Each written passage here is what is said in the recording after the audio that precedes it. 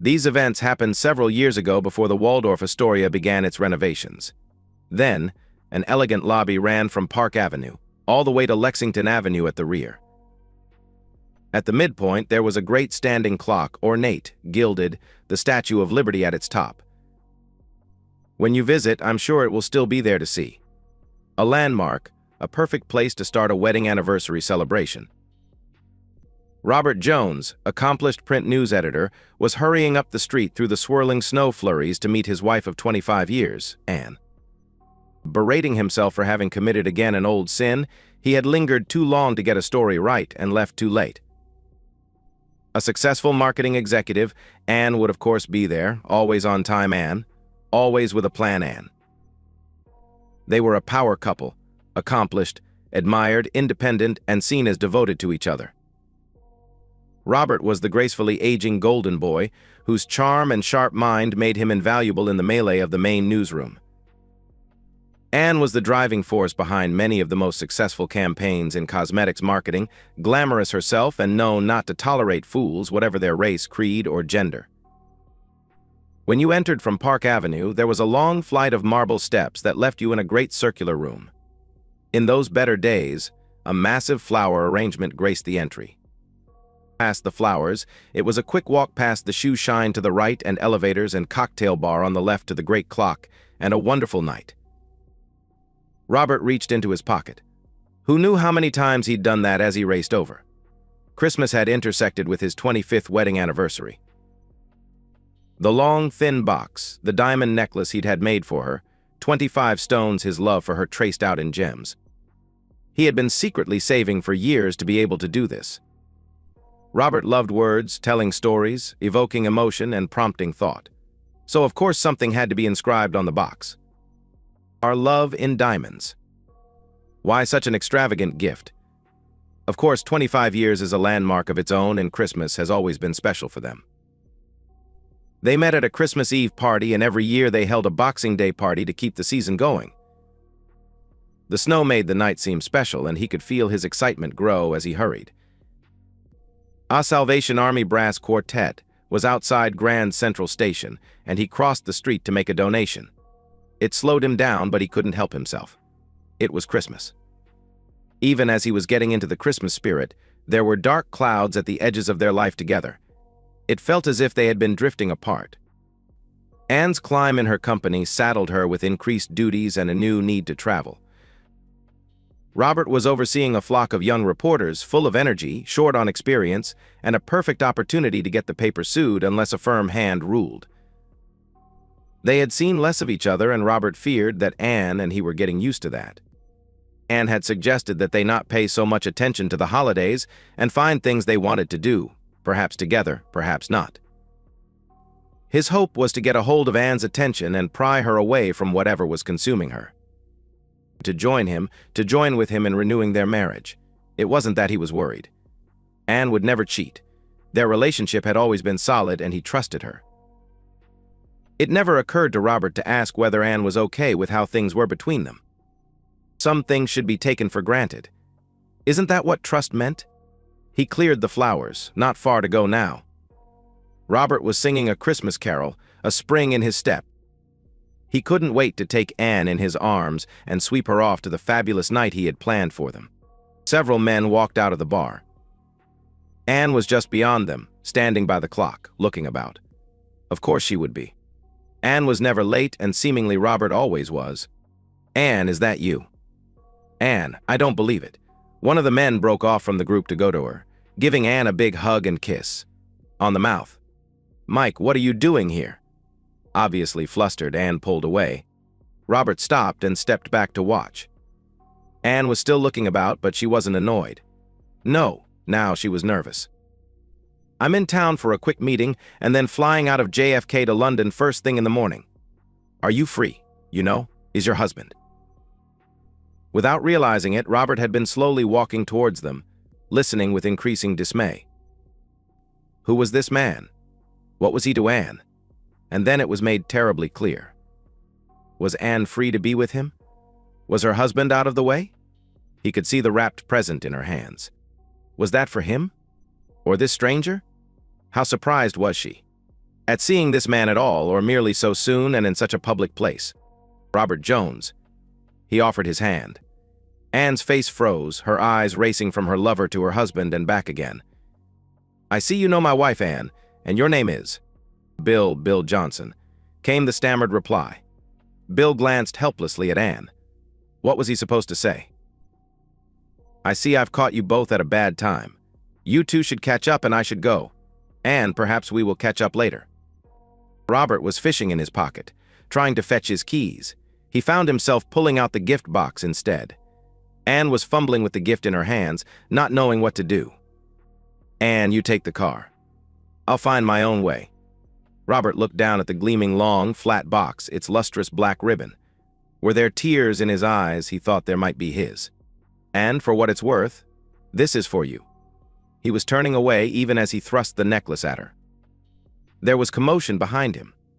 Crosswords were being exchanged. He had stopped paying attention.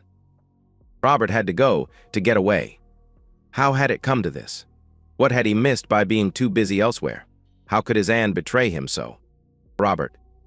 Anne was calling, but he was already at the top of the steps. Her voice was getting closer, but he was out the door. A cab was there, and he quickly got in. Robert supplied an address and was gone. Anne caught up to see the cab pull into traffic. One taxi in a sea of them, hopeless to find. What had she done? Robert was never supposed to know. She had been so careful. How could she have known? Who knew she would run into Bill? How could he have been so thoughtless to approach her so openly? Had Bill ruined everything? How could Anne fix this if she even could? Bill had pried himself away from his companions and finally caught up. "Anne, are you okay?" "Do you think he knows?" Anne asked. "Anne, you know he knows." "Of course he knows." "Anne, I'm so sorry." Anne nodded and told Bill it wasn't his fault, but silently she blamed him. What gave him the right to accost her like that, in public, where anyone could see? He couldn't have just said hello and moved on? It was a disaster. Robert would be destroyed. She'd have to move her schedule around to make time for her husband. She would talk with Robert and explain why they should get past this unpleasantness. Before long, Anne had mapped out what she would say to bring Robert around. It was a good plan, and Anne could see no reason why it would not work. Robert looked out the taxi's window at the passing lights. What had he missed? When had she drifted so far away? Was he angry? He felt that he was, but if he was, why wasn't he screaming or punching something? Instead, he was alone, speeding away from the woman he loved, lost in recriminations, silent, trying not to cry. Whatever he was feeling was so much more than anger. For the first time that he could remember, Robert Jones did not know what to do. He felt blinded, abandoned, and left to swallow a bitter truth. No matter what they may say, you are never too old to cry or your heart to break. When Anne got home, Robert wasn't there, not much surprise in that. Anne changed into pajamas and a big robe, dragged a chair from the living room into the foyer, and camped out for the night, waiting for her husband to come home. She woke up with the sunrise to find herself alone. It was Saturday. He must have gotten a room. He'll be home this afternoon. She resisted the urge to call his mobile. He needed time to process things, she told herself. When he calms down, as he always does, we'll talk and work things out. By noon, Anne was getting nervous. By 3 in the afternoon, she was in a full-blown panic. Anne called his cell, his office, the gym where he worked, 2 bars she knew he liked, a half dozen of his friends, and his mother with whom she had never gotten along. No one had heard from him. By Sunday, she had called the NYPD, the FBI, the state police, and anyone else she could think of. An elite private investigator was driving out to the house. Of course, she did all those things. Her husband was missing and they needed to find him. For some desperate reason, she thought it would help if she drove into the city and looked for Robert herself. The crowds out shopping left her trapped in traffic and turned her search into a waste of time. When she called her sister Beth for help, her family got their first glimpse at how dire things truly were. By Sunday dinner, Anne's 2 sisters and their husbands, their kids, her parents, her mother's sister Beverly, his mother, some of Robert's oldest friends, and her immediate staff from work were packed into the dining room, listening to the detective. People leave all the time. Holidays are always a bad time for emotional trauma, and Christmas was the worst. There was no reason to believe there had been foul play or that Robert was injured. He had suffered a big emotional shock. That observation drew several sharp looks Anne's way. From all the detective had heard, Robert was a sensible guy. They should give him a chance to surface and see what he says. Anne went ballistic, screaming. No, that was not all they could do. No, they were not going to wait and see if her Robert was floating in the river. They were going to put down their donuts, do their fucking jobs, and find her husband. Didn't they understand? Anne wanted to scream at them. She needed her husband. She needed to talk with him, to explain. If anything happened to Robert, how would he ever understand? How could he forgive her? How could she forgive herself? The detective said all the right things and slipped out the door. Really, there was not much more he could have done. This was Anne's mess and her job to clean it up. His exit signaled the start of the great angry argument. People said they knew people who could get things done and then hid behind their cell phones as if suddenly important. Anne's brother led the chorus chastising the police for not doing more. The two mothers commiserated at the misery befalling their families. In truth, they were powerless and knew it, and terrified by what might happen. Her sisters despised her. Anne could feel it. Beth announced that Christmas Eve dinner was canceled, and until Robert was found, she would prefer that the family give each other some room. As voices got louder, Anne fell silent. Her rage had been exhausted and her fear was at her throat. As Beth made her announcement, Anne realized that she had no voice in this room. What could she say to people who cared more for her husband than she had? They would have no ears to listen to anything she had to say. Anne had learned what it was to be truly alone. Eventually, everyone left. She went up to her bedroom to change into something fresh. Anne would go back down to that chair in front of their door and by pure force of will make her husband come home. Her dress from Friday night was still on the bed. She picked it up and saw the gift box. What was the last thing Robert had said? No, not the last thing. What had he said as he left? For what it's worth, this is for you. Anne read the inscription and opened the box. She caught the glittering necklace in a trembling hand. The next morning she woke where she fainted and fell, the necklace still in her hand. It was Monday. Christmas was 3 days away and her husband was still gone. Emergency forces in the city have dormitories where they can eat and sleep when working long shifts. Newspaper men know where such places are and have friends who will let them crash for a few nights when they can't or don't want to go home. No questions asked. It was a 30-minute walk to the office, and Robert was still in his clothes from 3 nights ago. A quick stop in a men's clothing store fixed that. Another quick stop picked up a razor and travel-sized shave cream. No matter how bad things were, he still had a role to play. The paper would go to press deadlines were deadlines. He used his voicemail to screen calls, led the 9:15 story conference, met with writers until noon, and spent the afternoon working on a piece discussing sea level rise. The paper operated as do all great bureaucracies. If you don't know exactly how to contact the person you want, there's no easy way to contact them at all. If Anne had tried to reach him, she hadn't succeeded. Just as well, what was there to say? For her part, Anne was useless. Her PA was ready to tell her to go home, but that would only make things worse. She had her people scouring hotels, motels, anywhere someone could stay from Boston to DC. She turned the entire staff of her department into a personal detective agency. If senior management didn't like it, she didn't care. At one point, Anne was heard yelling that they should start looking under bridges, a measure of the mounting frenzy. Polly, a senior graphic artist, was the one who cracked the riddle. Her father was NYPD, and they had their own places, she said. In 20 minutes, Anne had a list of addresses and phone numbers. 2 minutes later, every dorm had gotten a call. Already in a cab when the address was confirmed, Anne was on her way. Robert felt better about things after a couple of days. The desk sergeant let him know he was welcome to stay until whenever he wanted to go. Work seemed to be going okay. At least he had that. A beautiful, cold, clear morning, he looked forward to the walk. Anne was standing in the way, not 50 feet ahead. "Robert, I've been looking for you everywhere." "And you found me," Robert replied. Robert suddenly felt detached, as if he was watching himself speak even as he did. Shouldn't he be more emotional? He wondered. Something was happening inside him. He wasn't sure what it was. He could see Anne in this amazing focus, but as much as he was aware of Anne, Robert felt dead inside. It occurred to him that he should be more upset, but he wasn't and didn't feel the need. Was he losing something of himself?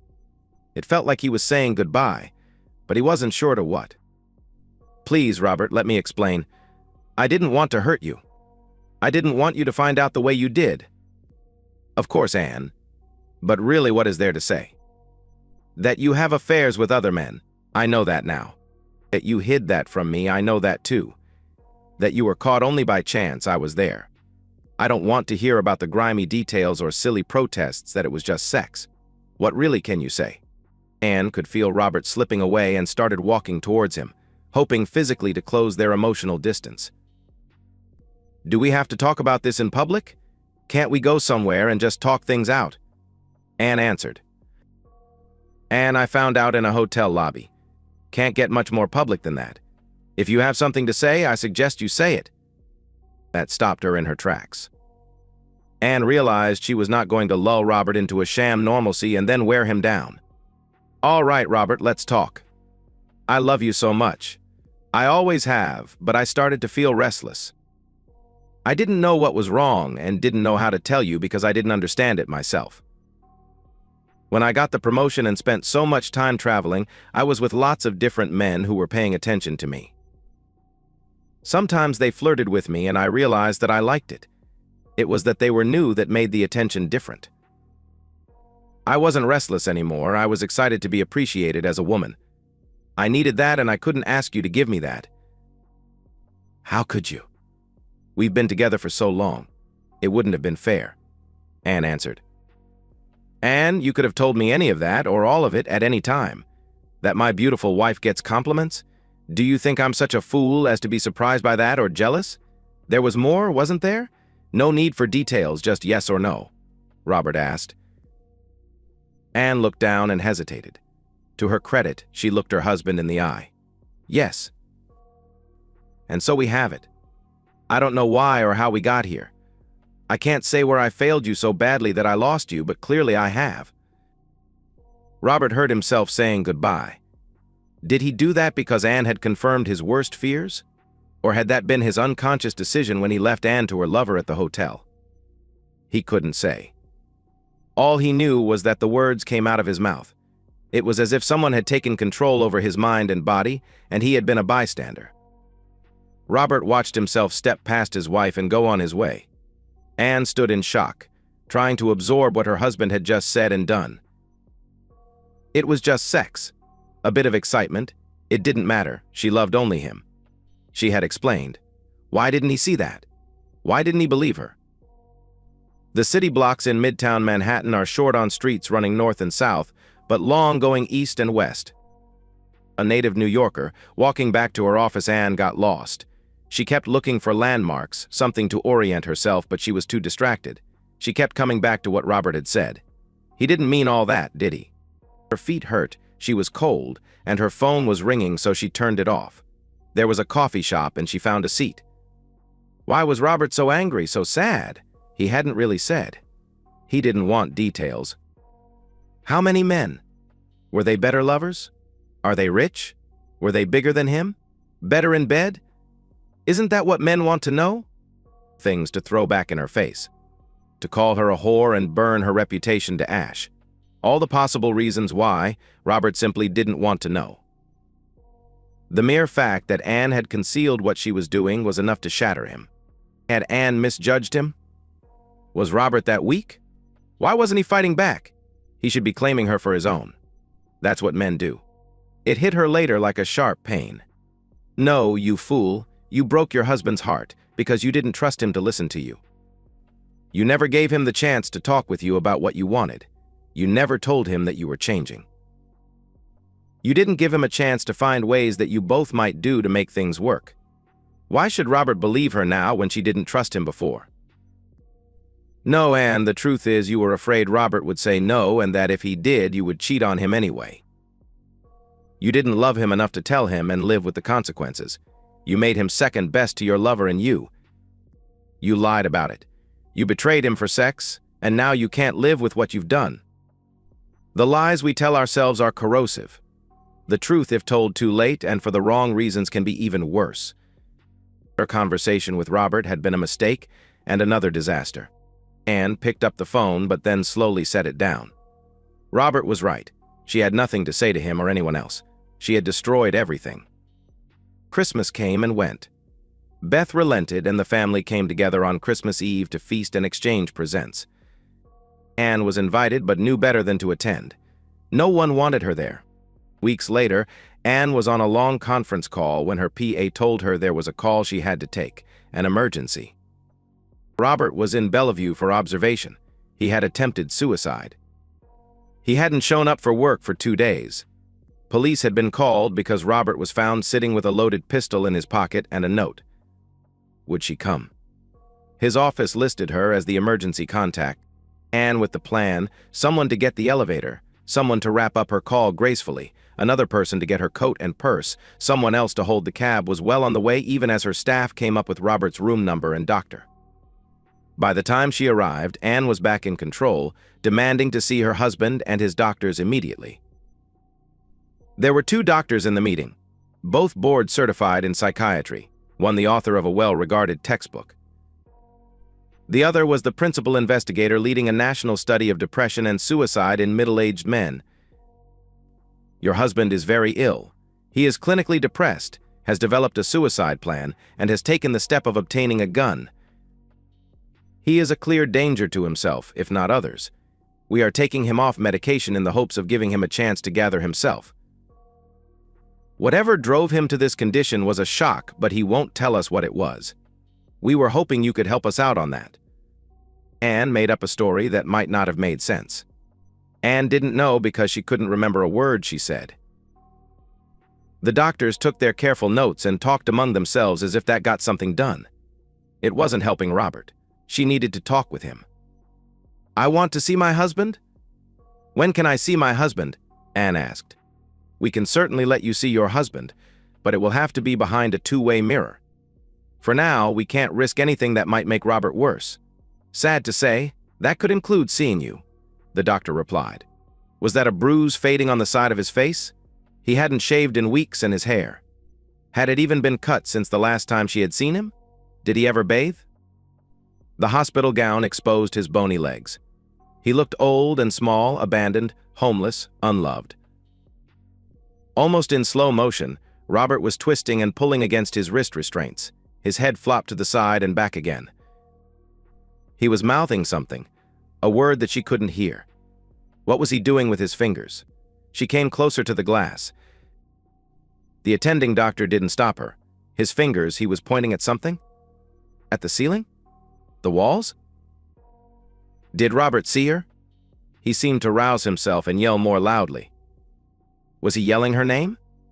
Anne thought he was yelling out her name. Was Robert making a pretend pistol with his hand and fingers? Was he aiming them at his head? Was he still trying to kill himself?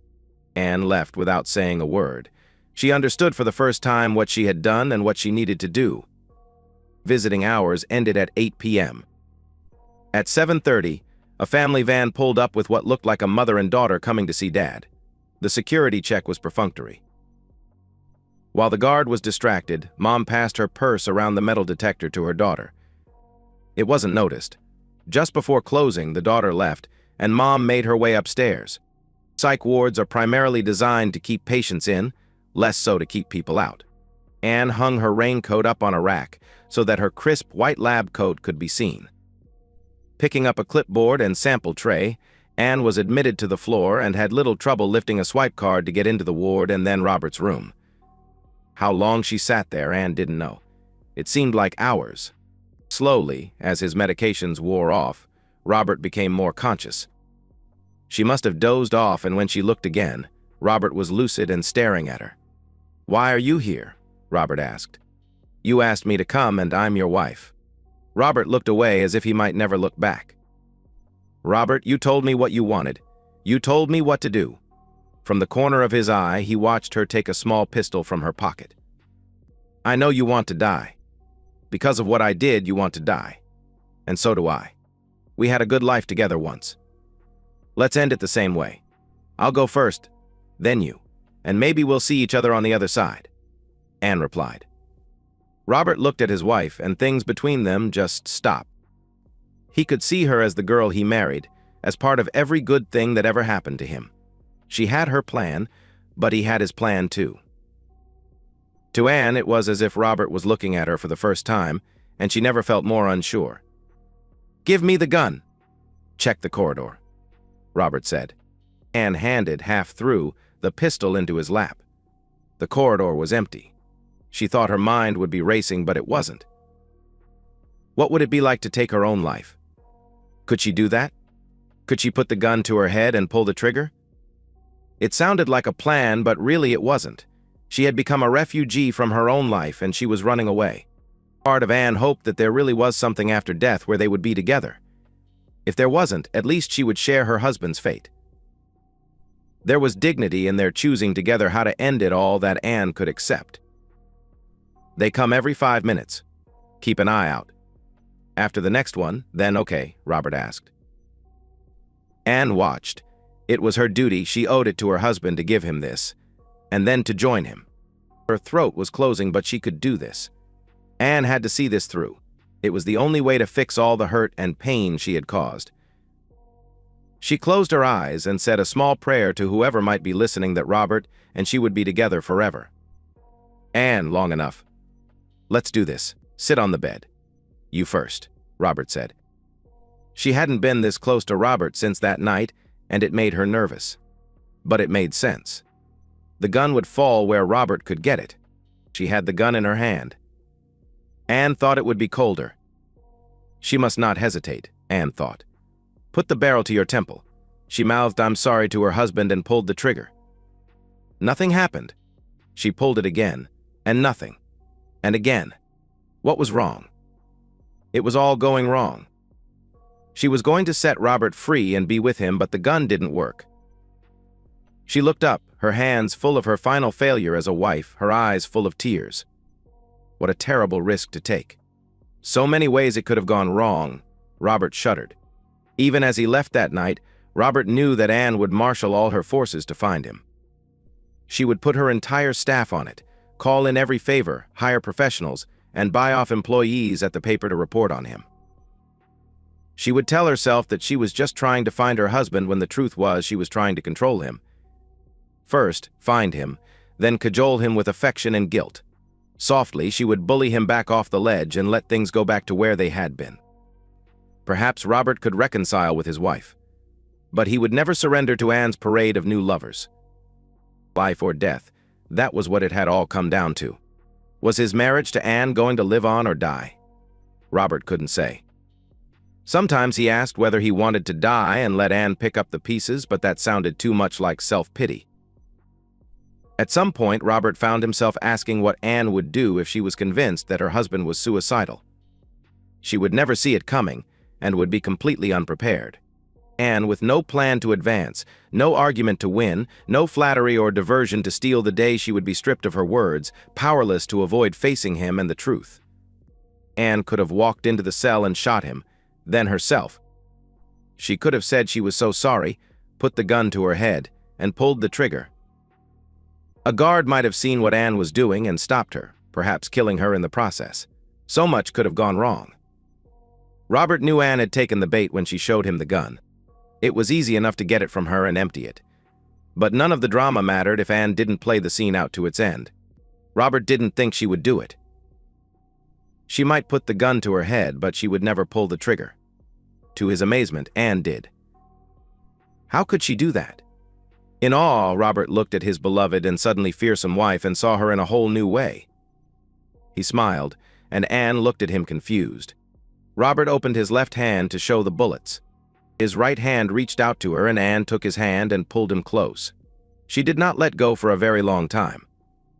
"Let's go home, wife." And they lived happily ever after. Yes, it took some time, very good lawyers, and a great deal of convincing of medical professionals before they were allowed to leave. Who was at fault? Does it matter? Who deserved more to be burned? Who cares? Life is short. Love is scarce. When you find true love, dig in and hang on. Never surrender, even if you're overrun.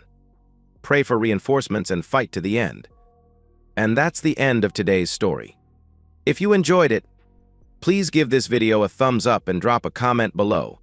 Your support helps the algorithm push my content further.